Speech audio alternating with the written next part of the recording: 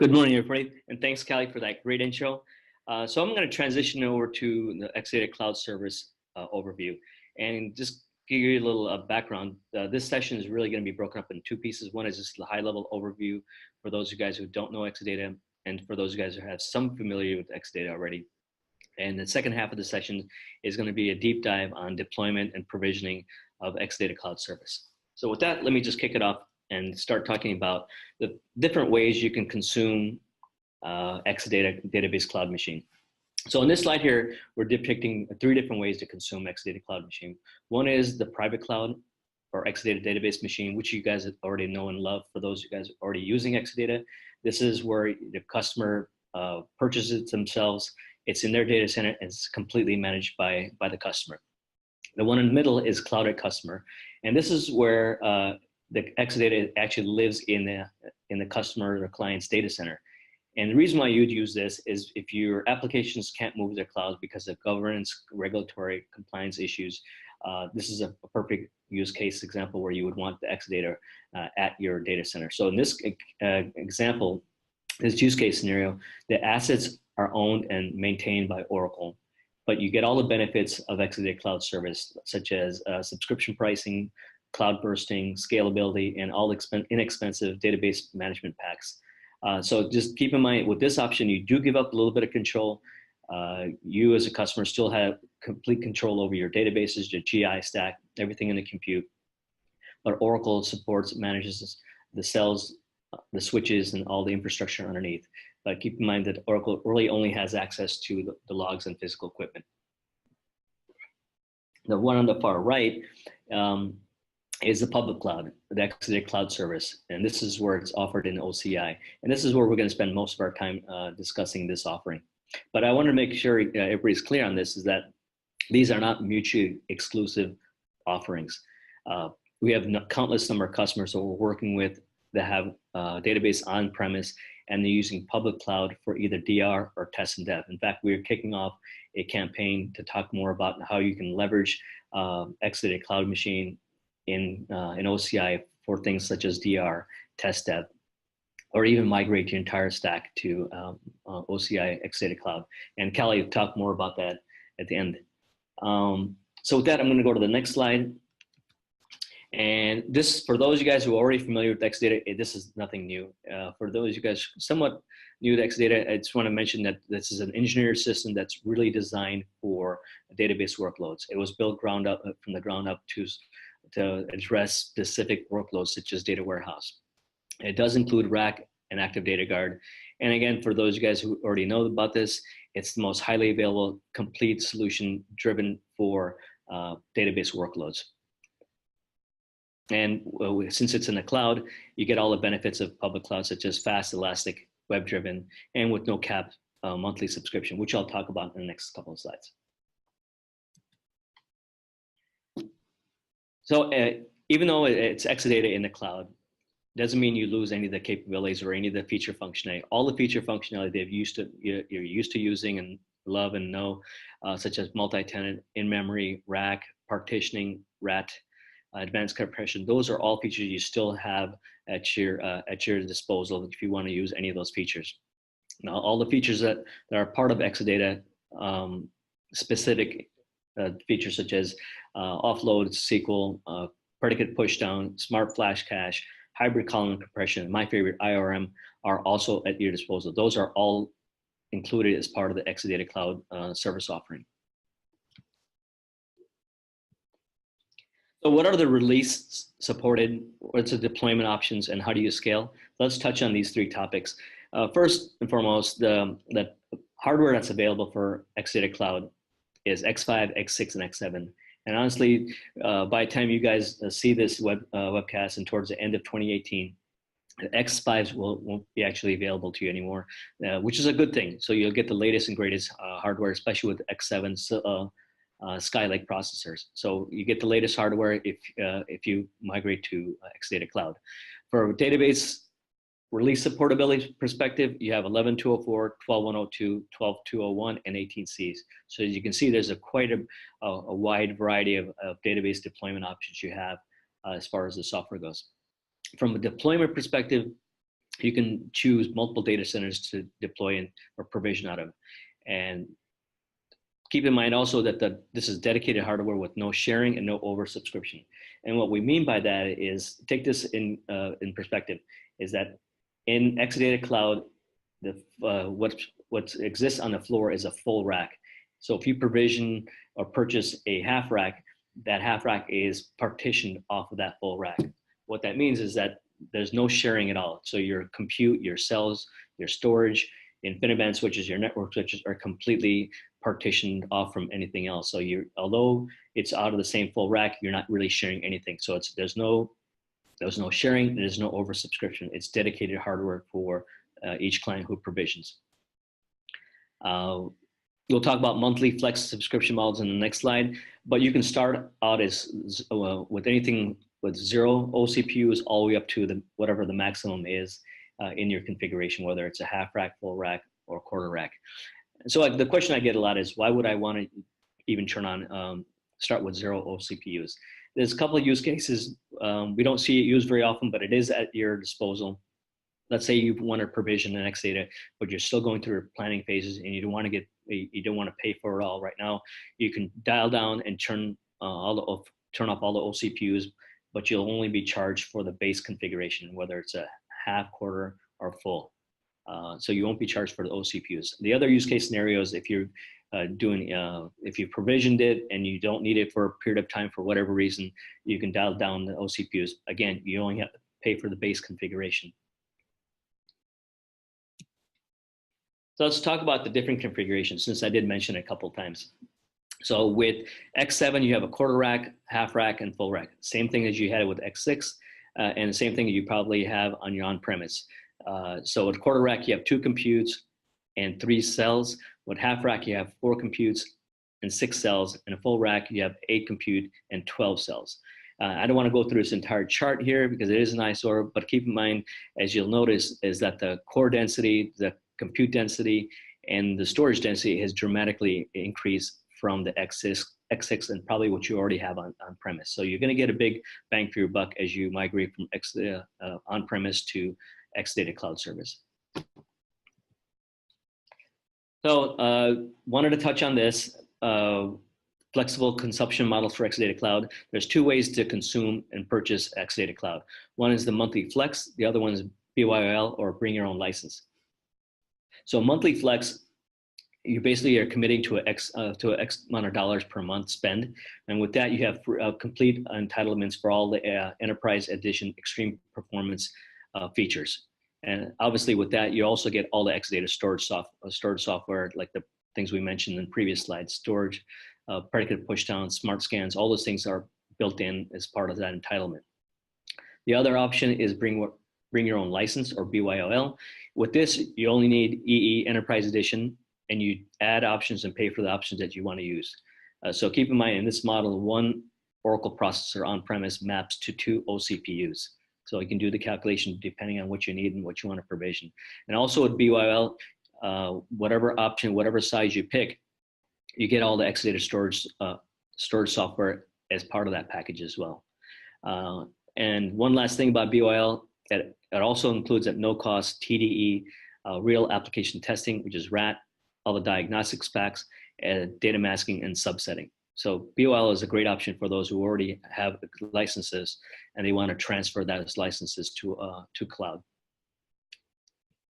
And with that, I'm going to turn that over to Brian for talk about high availability and a couple other slides, and I'll come back and talk more about the data provisioning, database provisioning, Exadata provisioning. Thank you very much. Lastly, we talked about this quickly, but the Exadata enables high availability and disaster recovery for multiple ways. As we talked about before, those Exadata storage cells are triple mirrored, so your data is triple mirrored across it. So in the example as I talked about this morning, that customer where we do have to replace that drive, they've already gotten a note, and what we're going to do is we'll say at maybe noon today, we're going to pull your drive, put a new one in. There should be no disruption, and then everything's going to rebalance. We can do that because the Exadata storage is triple mirrored, and it'll automatically do that. Bonded network connections on everything. Your compute nodes that you get that are dedicated have dedicated network connections on them, and they're all for you to use. No one else is sharing those, and they're redundant. as I said, redundant backup power distribution units. We can pull those hot and add new ones if needed. Rack, as we know, enables high availability across nodes, 2, 4, or 8 nodes, depending on the Exadata shape that you pick. We have availability domains, as we just talked about. So if I want to have an Exadata in one availability domain and for high availability, have another one in another availability domain, say in Ashburn, I can do that, and then go all the way across the country in Phoenix and have my disaster recovery using DataGuard in that Phoenix data center, utilizing a high-speed network between both of those data centers. And again, since everything is highly available, we can enable rolling patching. So if you need to patch the database, if you need to patch the GI, if you do need to patch the operating system, we can do it in a rolling fashion because everything is redundant and highly available. So use cases, what are people using Exadata Cloud Service for? As we know, people using the cloud service for very large databases, data warehousing. We also see database consolidation. They have multiple databases running on non-Exadata hardware, want to put it on a single platform. They maybe take 100 databases, 200 databases, and consolidate it onto a single Exadata platform, which is great for manageability. Now you're not dealing with multiple servers spread across, or multiple servers spread across your data center. Just the inventory management and patching of that is a pain. So now let's put everything on a single Exadata Cloud Service and consolidate. Maybe I could put multiple of those databases, not in single individual homes, but I can use that multi-tenant option of 12 or 18 and put those databases within PDB, pluggable databases within a single container database. Now I've consolidated, patch that CDB, all my pluggable databases get patched at the same time, and I'm no longer patching multiple databases on multiple times. Applications Unlimited, as we call it, so Enterprise e-Business Suite, JDE, and PeopleSoft. That hardware may be aging on premises. There's not the budget to redo the hardware. So now let's move it into the cloud. We'll set up DataGuard, we'll get that into the cloud, and we'll start using it on the Exadata Cloud Service.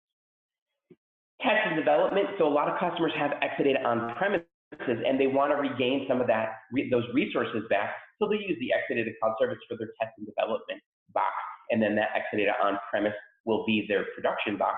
And with that disaster recovery, that Exadata on premise is the production box. So let's have an Exadata in the cloud as our disaster recovery. So we'll set up DataGuard, we'll get all those databases replicating over there, and if we ever had to fail over, we can fail over in the cloud. And what's important is the databases that we deploy and the database software that we use in the cloud is 100% compatible with the databases you have on premises. The databases we put in the cloud aren't some specific cloud version. There's not some special software that we're using in the cloud. It's the same Oracle software you know and that you're using today, but we put it in our cloud. So going between each of the services on premises to the cloud or from cloud to cloud within Oracle, it's all the same and it's all the same software you're used to using. So I believe I'm running out of time here, so let me just touch on access and security. Security is paramount for Oracle. We want to have and we already do have the most secure cloud out there. We're not plagued by insecure S3 containers or people getting into the database because our databases are encrypted by default. If you bring a Exadata Cloud Service up, it is encrypted by default and the SQLnet is encrypted by default. So any connections in and out to that Exadata Cloud Service will be encrypted by default. You're on your own isolated hardware, as we said before. You have the secure access or the access into the virtual cloud network is 100% up to you. You control who's coming in, who's coming out. You can completely isolate your Exadata into its own virtual cloud network where only access through there is through SQLnet or maybe through a Bastion server where you have to log into this Bastion server and then go from the Bastion server into the Exadata. It's completely under your control, but we give you the ability to make this an extremely secure environment for your applications and your data. Everything is controlled by a strict security list. And then there's two distinct data networks on the Exadata. You have your client network for any client application traffic, and then you have your backup that you can share not only for backing up to the Exadata Cloud Service, but also for your administration. So you can allow SSH access through that backup network, and then you only allow certain users. And as these services come up, no users on the Exadata Cloud Service are password authentication.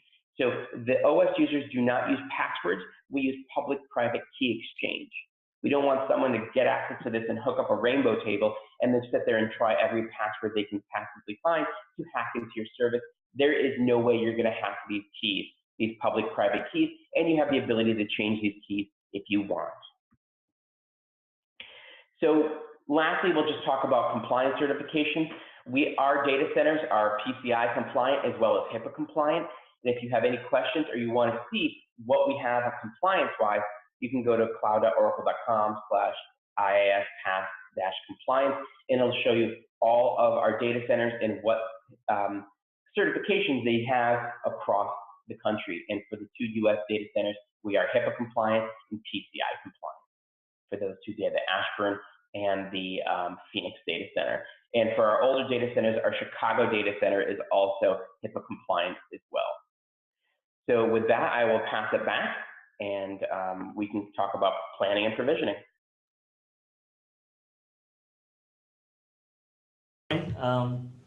And thanks for that great introduction and detailed overview of Exadata and all its components. What I'm going to do is now talk a little bit, as Brian mentioned, the planning and provisioning. And what I'd like to mention here is that with Viscosity, we've done countless implementations in cloud, and several of those also include several cloud implementation, Exadata cloud implementations.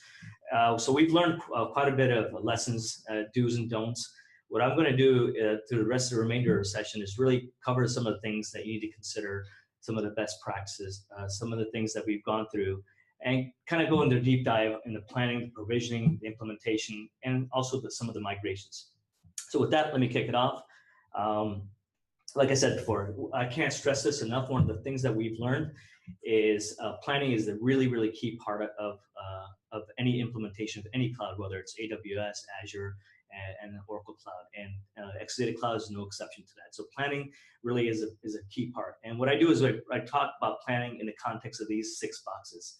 Really, how is your application going to connect, whether it's going to be on-premise, within a cloud, how it's going to connect to the backend database. And it doesn't make a difference if it's Exadata Cloud or not, but define how the connectivity is going to be, because that'll define how security is going to be, how your DNS is going to react, and how your data shipment is going to be. And that dovetails into data transfer solutions. How are you going to instantiate your database? Are you taking databases that are on-premise and moving them to Exadata Cloud, or these are net new databases? All those things have to be considered. They need to be discussed.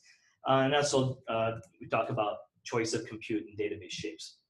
You're not going to go up there in the cloud UI and start provisioning Exadata without having any consideration, whether it's a quarter rack, half rack, and full rack. Obviously, there's costs associated with these things, and we'll talk a little bit more about that later. But so all these things have to be discussed in a planning meeting that we typically do.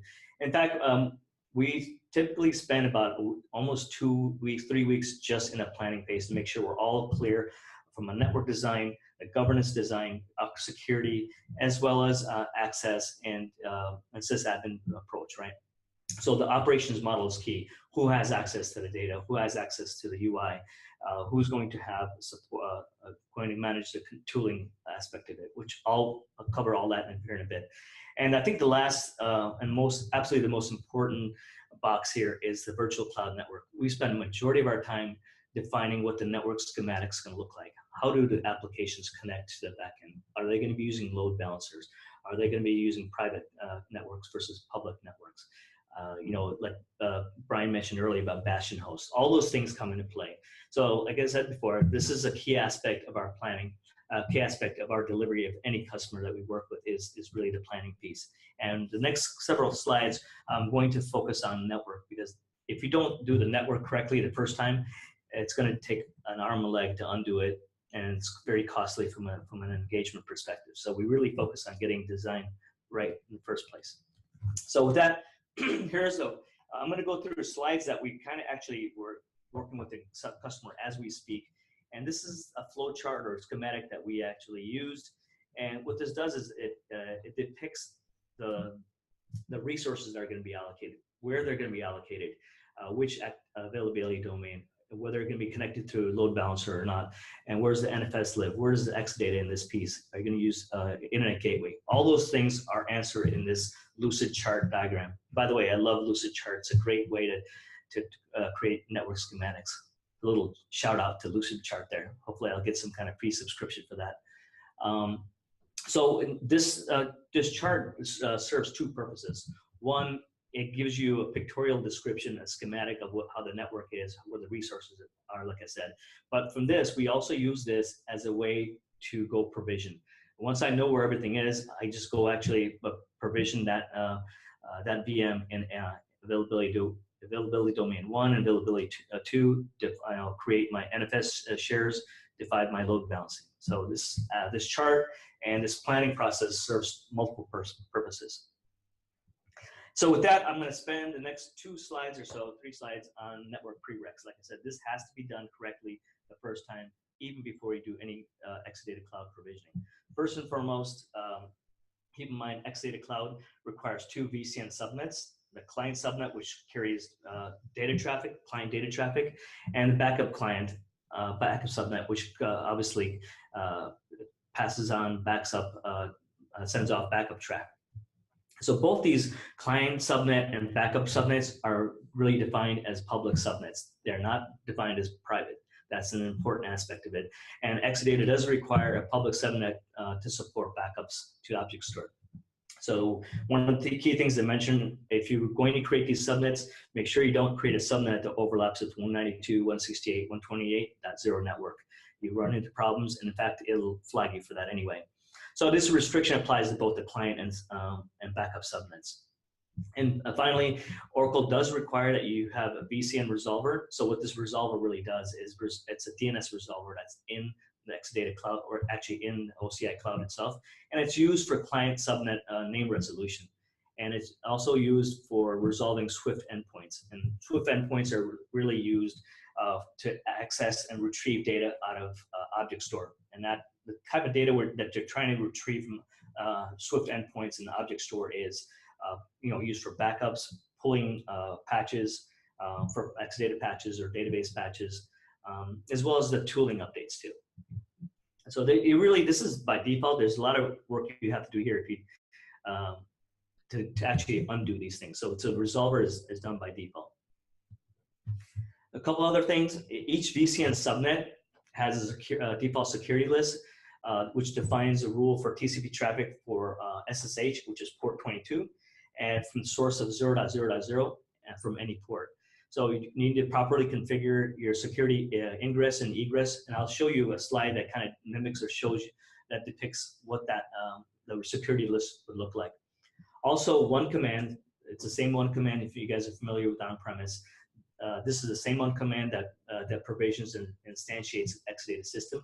But what this one command does, it enables TCP and ICMP traffic between nodes and all ports on the subnets for a client as well as backup subnets. And do not turn this off. We had a customer who actually turned this off, disabled it, and we ran into all kinds of issues. The other thing is Exadata's cloud network must be configured with the internet gateway. If you don't set this up, you will not be able to do backups. And also you need to set this up for SSH access as well. And then finally, you need to update the backup subnet security list to allow or disallow any access from the outside. And now think about this. If you're running backups to object store, that's an egress, data that's going out to a specific endpoint. You don't want anybody logging into that traffic. So this is outgoing traffic, and you should not have access for incoming traffic for this specific port, this specific subnet. So as I mentioned before, you want to enable a route table through the GUI, through a cloud portal, and this enable a route with an entry that includes an internet gateway. And what this is going to do is going to allow you to have remote access to the Exadata nodes. If you didn't have this set up, there's no way for you to get into the box. And that's an important point, because as Brian mentioned before, this is secure by default. Defense first, right? So if you don't set these rules up, you will not be able to access the system, and that's locked down for a good reason. So it's up to you. The onus is on you as a cloud admin to enable this port and allow you to get access to the system. And this is exactly our ingress rule that we have defined for one of our customers, and it should pretty much look like this. As you can see, we have TCP and ICMP type 3 allow traffic between specific nodes. do not disable this, or you can have problems with other issues on Exadata. It's a downstream. So I'm going to jump into Exadata Cloud Provisioning. It's a very simple step. As for those of you guys who are already familiar with Exadata Cloud or familiar with Exadata, it is a long drawn-out process on-premise. In cloud, with Exadata Cloud, it's simple as going through this cloud portal and answering 8 or 9 questions. Most of them are default anyway. But it's a very simple, straightforward process. And I'm going to kind of walk through it right now. I should mention that for those guys who want to get more detail on some of this provisioning, the network, if you go to my blog site at dbcloudshifu.com, I have a lot of detailed screenshots and explanation on why this network is the way it's set up and how we've configured it at some of our customer sites. So I encourage you guys out there to go out and visit that website, my blog site, to get more details.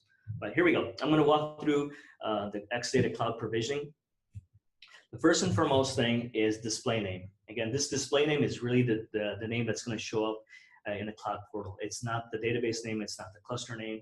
It's really a display name. It's just a tag that sits on the top when you see it when you see the cloud portal. And then we select the availability domain. And this is not a random AD that you pick. By the time you're provisioning an Exadata, I'm sure you've already went to your My Services portal, and you know where the ADs, where the Exadata is going to be configured. You know the size of the Exadata. You've already had discussions with your sales team and your customer success managers and all that stuff. So this should not be a random thing that you're selecting. You've already had discussions with your folks in the back. So here we're going to select AD2, and then we pick the shape. So here's an interesting thing. The shape really has 2 options: virtual machine and bare metal. We select bare metal because Exadata is actually categorized under the bare metal category. So here we select a quarter rack, which has 92 OCPUs in it. Now, we're actually not going to deploy all 92 cores, but we'll talk about that here in a minute. And then we define the cluster name. So the cluster name is really it's an arbitrary name that you define, and it's not really exposed anywhere other than OEM. But keep in mind, if you have multiple clusters out there, you want to make this somewhat unique. So this really is an arbitrary name you want to give it that, like I said, it's only exposed in OEM. Next, we define our CPU core count. We're not going to pick 92 cores, but you can choose OCPU core count anywhere from 0 to a maximum number of OCPUs that are physically on the domain. And next is license type, right? So license type lets you choose the license included. You can either use a flex model where you get all the options, or you can use BYOL, which is bring your own license, where you bring your license from on-premise. And Brian did a great job explaining the difference between those two. Again, these are things that you've already discussed and decided. These are not dynamic discussion. These are not dynamic decisions you're making on the fly when you're doing this provisioning. So hopefully you've already thought through this process. And then SSH keys. So typically what I do for most of our customers, I have a set of keys that I use and are on my laptop, and I just upload the ones that I need. So here what we're doing is just plugging in the SSH key. So we add the SSH key, and then we define the data storage percentage. And what this is for those of you who are already familiar with Exadata on-premise, it's the same thing. What we typically do with our customers is we define backups to go to object store. And what that does is it frees us up and gives us greater capacity for the data disk group. So we pick 80% because we want more space for data. And then the next couple of options and choices are really driven by the network. Like I said before, if you've done your homework, you set up your prereqs, and you've done all the VCN, this should just be a clickety-click thing, and you choose the right one. So here we're picking XSCS VCN because that's what we defined earlier as part of our prereqs. We define our client. We just select the client subnet because that was already defined earlier, and then we pick a backup subnet as part of the VCN as well. Then the host name prefix. One of the things I should mention here, and we learned this the hard way, is that this hostname prefix should be very tight and concise. If you use a really long name, it's going to append this plus some other things, plus the subnet and the VCN, which makes for a really, really long host name. So keep the hostname prefix very tight, but meaningful as well. And the next couple of questions that it's probing for is the database name. So here we're picking HR prod, the database version we're picking 12, the PDB names, the HR PDB, and the admin password. Now, one of the things I should mention is that typically with our customers, this database that we're instantiating or deploying as part of the provisioning, we don't ever use this database. This is just a starter database, is what I call it, a seed starter database. Once the Exadata is provisioned, we usually shut this thing down and then we provision what we want. But the good thing about creating a database as part of this process, it really exercises and taxes the entire system and validates the entire stack. Because when you create a database, it registers with CRS, it registers with the inventory, it registers with Exadata. So it's a good way to actually, like I said, tax the entire system and validates the environment as well. And then you pick the usual things, like, OLTP or data warehouse, and then the character set. And finally, at the bottom, you click the Launch DB System button. Now, I should mention, if something is not answered correctly or something is invalid, this button will be grayed out. So make sure you do your due diligence and answer the questions correctly and have all your prereqs confirmed and completed.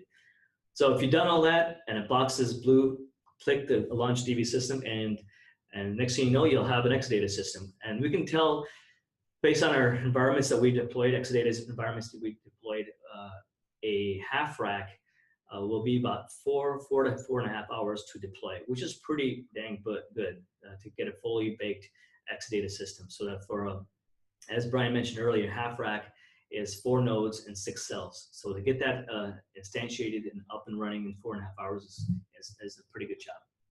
So once you're done, after the 4.5 hours, you'll get back the screen and you'll see that you've got your environment ready. And again, our PHX Exadata is the display name.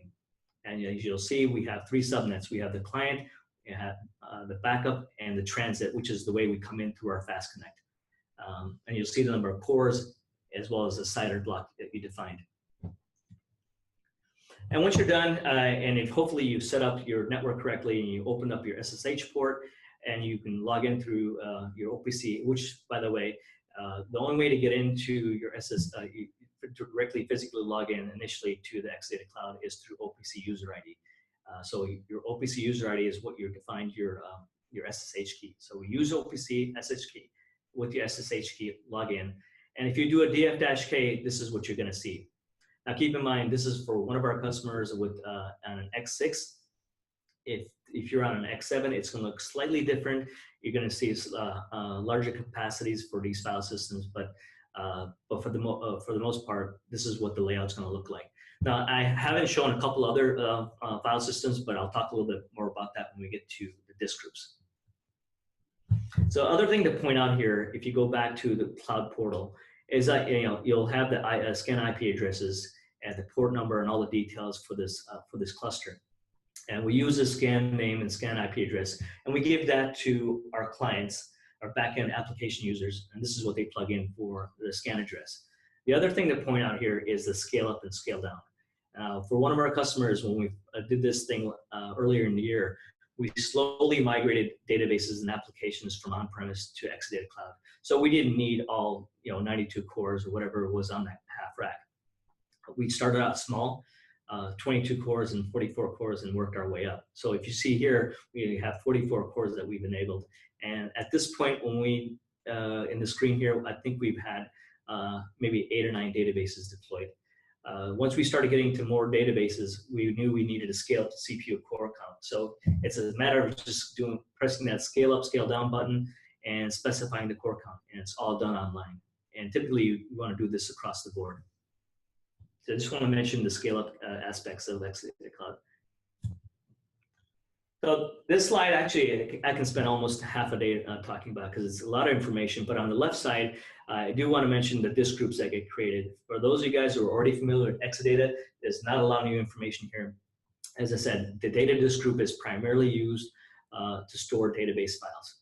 Right? The RECO is a fast recovery area where we store backups, archive logs, read logs. And since we've already decided that we're going to do our backups to object store, we're not going to put these things in repo. So our repo is going to be a lot smaller, and our data disk group is going to be a lot bigger. The other two disk groups, DBFS and ACFS. The DBFS disk group is used to store the clusterware files, specifically the OCR and voting disk. And then the ACFS disk group, which is a little unique here, it's used to store software binaries and patches. Anything that has to do with the cloud tooling, and anything that has to do with provisioning new database home. So there's a lot of staged homes that are stored in this group. So if you want to create a new Oracle home and create a new database, it's a clone PL execution in the background, but it pulls from this disk group, because this is where the repository is for software binaries. And on the right side of the screen, like I said, I can talk almost half a day on the screen, but from bottom up, you see we have the disk groups, we have the InfiniBand connection, and we have a two-node, what's depicted here is a two-node Exadata cluster.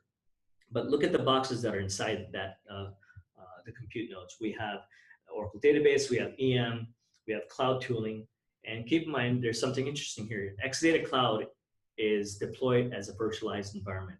And there's a reason for that when I'll talk about the role separation. So here, the Exadata Cloud, the Exadata node itself hosts one DOM-U, which hosts the entire node, or you can create as many databases you want to. And then you have DOM0, which is the hypervisor. So in this picture here, we have two node cluster with DOM-U hosting one node and DOM-U for the other host, hosting the other node databases. So that brings us to role separation. And what does role separation mean? So there's certain things, as you know, these are the components that are on Exadata. We have storage cells, we have compute nodes, and InfiniBand switches. So there's certain aspects of Exadata Cloud which are managed by Oracle, and there's certain things that the cloud admin or the customers can control. So Oracle manages the entire underlying infrastructure, which includes the facilities, the storage hardware, the servers, networking, firmware, and hypervisor itself. So Oracle manages proactive hardware fault notification and all the patching underneath, and does all this in a rolling fashion. So the cloud admins or the customer itself do not have administrative access to Exadata infrastructure, and that's for a good reason, and it's really meant for security. So customers do not have physical compute node hardware access, they don't have network switch access to PDUs or ILAMs.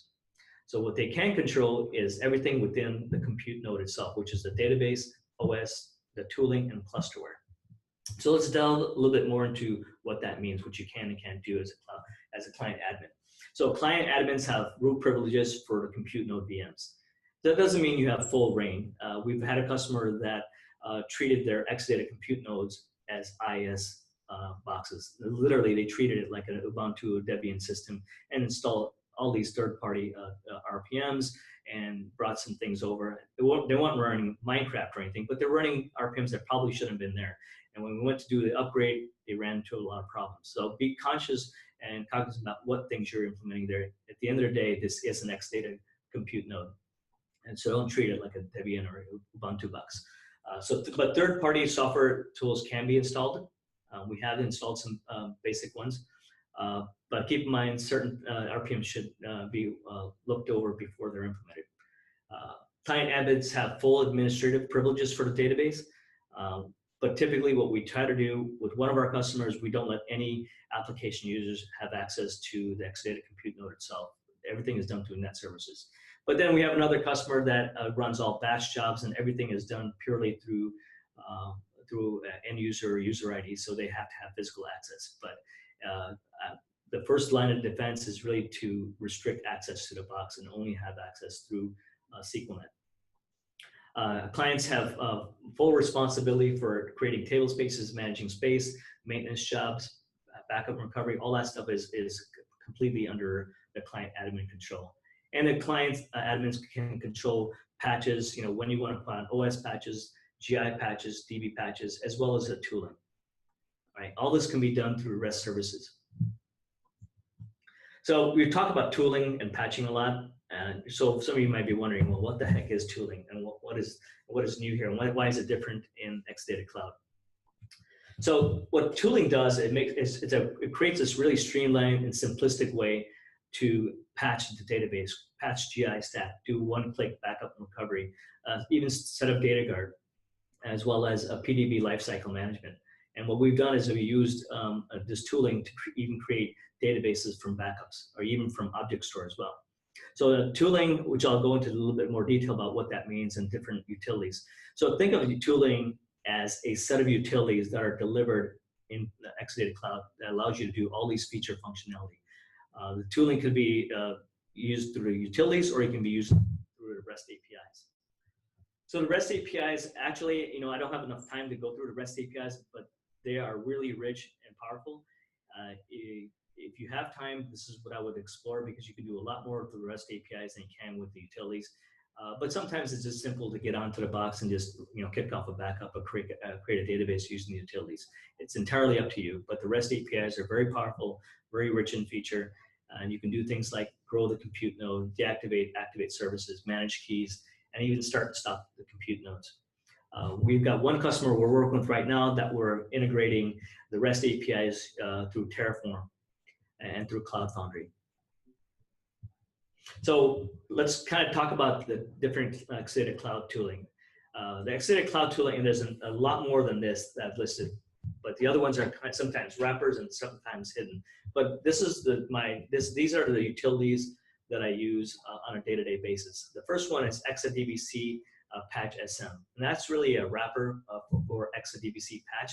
And what that does, this Exadb Patch SM is really primarily used to support and manage the tooling itself. So if I wanted to list what new features or what new versions of tooling is out there, if I want to apply the tooling of software, this is the utility that you use. Right. The Exadb patch multi is used to create databases, delete databases, and even get metrics. So this is the tool that you probably would use on a regular basis to manage and support the database infrastructure. DBAS API, the Exadbc patch multi is really used for patching the GI and database homes. The DBAS API is used to create and delete the database as well as database homes. And finally, DBAS CLI is a suite of utilities that you can use to manage the infrastructure. You can do things like bouncing databases, changing database password, moving a database, starting a database, stopping a database. Typically, I don't use this as much. And then finally, OPatch. I know OPatch is not really part of the tooling, and that's why I put it in red. But it's part of my Swiss knife, if you will, toolkit. So if you install the tooling, you're going to get most of these utilities. So I'm going to kind of quickly walk through what the tooling is. So if I run Exadbc patch SM-list tools, what that does is tells me what current version of the tooling I have and what is the latest version that's available to me in object store. As you can see here, 18.02.23 is the latest. And again, this is slightly dated. I actually did a tooling patch last night. I should have probably used that, but this is the version is slightly dated, so bear with me here.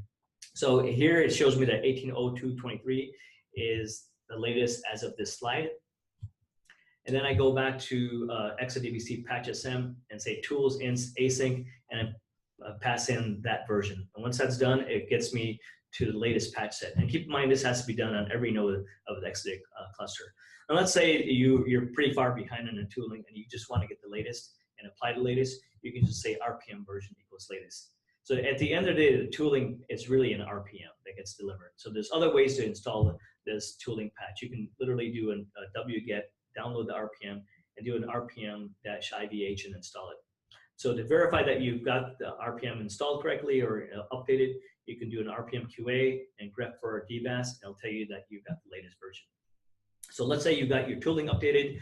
The next thing I typically do is do a patch my database. This is after I provisioned my Exadata for the first time. I do a pre-check and say, okay, well, I want to put on this patch. And here in this case, I'm putting on the October 17th patch from last year. I do a pre-check, and then I do apply sync to apply that GI patch. Again, I do the same procedure to apply the patch for the database, only if I want to. Tooling, the patching is entirely up to me as a client admin if I want to do it or not. So once that's done, I run opatch ls patches to see which patches have been uploaded. And as you can tell, the latest patch was applied. The October patch was applied as part of this process. So a couple other slides, go through this quickly, is create DB. So how do I create new databases? Again, this is all done through REST APIs and through this utility. There is the utility which I mentioned before, which is DBAS API. And what DBAS API is it sucks in or takes in a JSON file. And this JSON file here describes what I'm going to create. I'm going to create a database called ABS prod, and it's going to be 11.204. And this is literally what I created last week on one of my customer environments. And since it's 11.204, there's no PDB. But you can create all the way up to an 18C data, 18.1, 18.2 database as well. So you basically say DBAS API-I and it passes in the JSON file. Now, I didn't make up this JSON file. There's a bunch of sample files out there in var opt Oracle. You'll see some sample files for creating and deleting databases. So once this is done, once I run this command, I can pull forward to see if the database got created. And sure enough, if I just do a ps-ef, it shows that my ABS prod database is there. I can run a DBAS CLI with DB home info, and it shows me that a database called ABS prod has been created, and it's attached and linked to this DB home. Also, as part of the creation, what happens is maintenance jobs and even backups are automatically implemented. As you can tell, if I just do a cat on cron tab, I can see that EBS prod was listed as one of the databases that gets backed up automatically. So the way the backups work are they're level zeros weekly and incrementals every night. So this is something that gets created out of the box. I didn't have to do anything. As soon as I created the database, this is registered as part of that backup process. But if I wanted to do a backup on my own, I can run another utility, which is part of the tooling kit. I just run bkup and pass in the database name, and it creates a backup for me on demand. As simple as that. And with that, I'm just going to transition and quickly talk about migrating to the cloud. And again, this is not unique to Exadata Cloud. This is the same approach you would take for migrating databases to Exadata on-premise. Right? Essentially, there's 2 or 3 different approaches. You have a logical migration, which is Data Pump, Golden Gate. In fact, we're working with one of our customers that already is using Golden Gate service in the cloud, and we're using Golden Gate service to migrate from that service into Exadata itself. You can use SQL Loader, external tables, as well as Apex developer data loaders as well. And for physical migration, you can use RMAN backups, TTS, DataGuard, or even a restore backup from a public cloud, OPC. We're exploring ideas right now, right as we speak, with one of our customers to move their on-premise 12C databases. We're still exploring 12.2, but the 12.102 databases, we're using SQL Developer and even the native tools such as remote cloning in 12.2 for migrating databases from on-premise into Exadata Cloud. And again, obviously, as Brian mentioned earlier, data movement options, you have to be cognizant. If you're moving a large amount of data, you don't want to be moving this over the public internet for security reasons. But you also want to be aware that if you have you want to implement Fast Connect if you plan on moving a large amount of data. And at the bottom of the slide here, all the best practices for MA are baked into this Exadata. So there's not a lot of tweaking that has to be done. We had customers that started messing with sysctl files and other parameters just to tweak it and make it go faster. You don't have to do that. A lot of this is all baked in and it's well tuned already. And with that, I'm going to hit the summary, and I'll invite Brian, if you want to chime in a little bit here on any of these things. I kind of want to touch on the key aspects of lessons learned through some of our experience over the last year or so. Like I said before, ensure the network design and network walkthrough are solid. You've got to make sure that's done correctly before you even provision anything. So decide where your VMs are going to be, your application VMs, that is, how they're going to connect to the backend. What is your load balancing going to be, private, public? What's the size of the Exadata you're going to use, the costing, how you're going to do your licenses. And obviously, you need to have a solid understanding of tooling capabilities. This is a net new thing for clients who are adopting Exadata Cloud. This is a little different than on-premise. So tooling is a new thing that you have to learn. understand where the log file locations are. If you have problems, you need to know exactly what log file to go to and how to triage it. And obviously, at the last bullet, which is probably the most important, is roles and responsibilities, not necessarily between Oracle and the client admins, but within your organization itself. Who's going to be managing the tooling? Who's going to be managing the database, the OS, and the GI stack? And what kind of access you're going to provide to your end users. And with that, I am done. And Brian, if you have any comments, thoughts, please chime in. Yeah, it's the sizing is a little different. So in traditional sizing, when you size your Exadata, you're usually purchasing it for your peak times because you can't really dynamically add processors. So here, as you size and you look at Exadata sizing, you kind of size it in the back and say, oh, well, I'm going to have this many databases. I want to probably fit on a quarter rack or a half rack. But CPU-wise, since we can scale and we can go anywhere from 0 to the maximum number of processors on the box, you don't have to size it so much with your peak load. So you can basically say, oh, well, my utilization on this is 30%, which gives me 12 processors, so I'm just going to use 12. And then when I need to use more, I can just add more whenever I want dynamically without any downtime. And then I'll just, bring it back to 12 when I'm done, with that end of books or whatever time of the month that you're going to need that kind of processing power. You can add it, but you can always pull it back. So sizing compared to an on-premise is a little different. You're still looking at the back-end storage, but processor-wise, you got a lot more options and a little bit more flexibility there.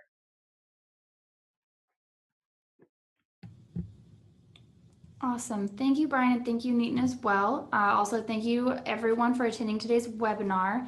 If you have any other questions, you can, I do see a couple on here, and we have run out of time for answering them, so we will email you some answers. Or you can email us at hello@viscosityna.com. I can also send you the slides upon request, link to Brian's Exadata book, as well as some of our upcoming events. And on behalf of Viscosity, Oracle, and our presenters, thank you for joining us today, and have a great rest of your day. Thanks all.